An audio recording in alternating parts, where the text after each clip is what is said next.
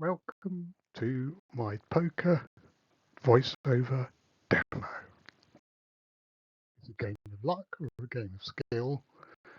How I have played poker over the years and where you can play now. So is poker a game of skill? It's different to other games in the way you keep score is by the money that you win, not the number of games. So you could lose 99 poker hands and then win one, and you could win overall because you bet more money on the last game. The other thing is that it is a long run to prove your skill in poker. And in fact, I don't think it really is possible to do unless you're exceptional. The other problem with poker is there's never a right way to play. It depends on the situation and the person you're playing.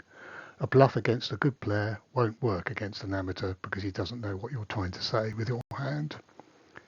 If you play head to head against the best player in the world and bet all your money all the time, he's only got a 10% chance of outplaying you. So really, it's a great levelling up game. Quite an obscure game. It would feature in the odd film or TV programme, but didn't really capture the public's imagination.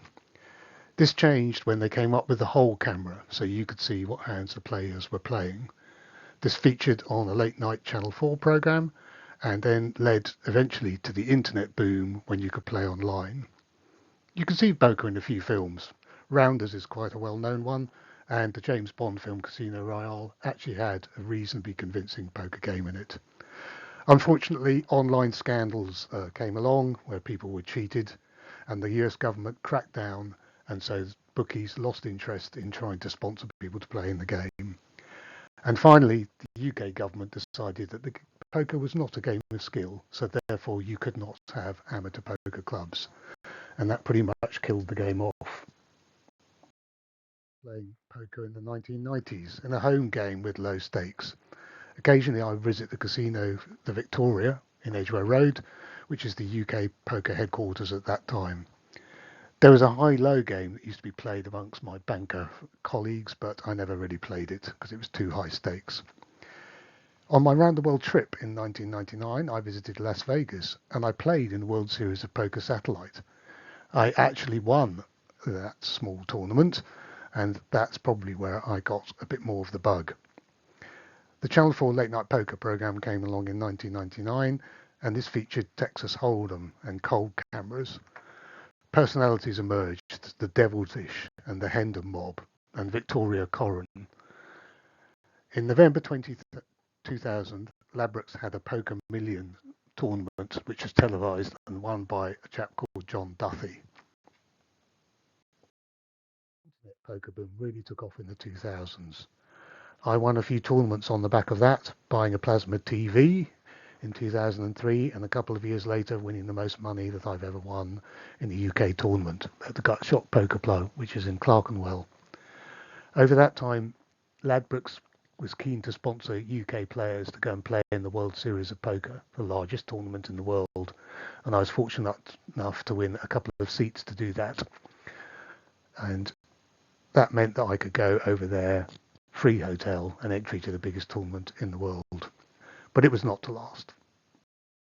In 2006, the US government cracked down on banks transferring money to poker sites, which pretty much ended the online boom in America. Gradually, UK companies lost interest, and the last time I managed to play in the World Series of Poker through a poker site was with Betfair in 2008.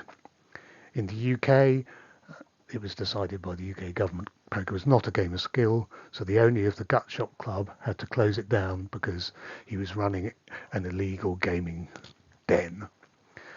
Unfortunately, in 2011, the US government completely shut down all poker sites, and Full Tilt Poker went bust at that time.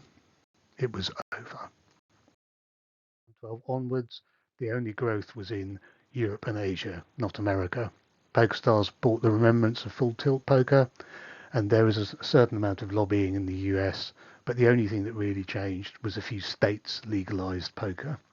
This hasn't led to a particular growth since, and now in the UK there are a few poker clubs that survive, but they are members clubs and don't really attract a lot of players. Play poker now? What can you do?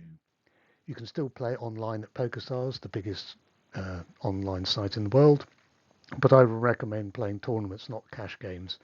You're less likely to find that you're being cheated by robots or players collaborating.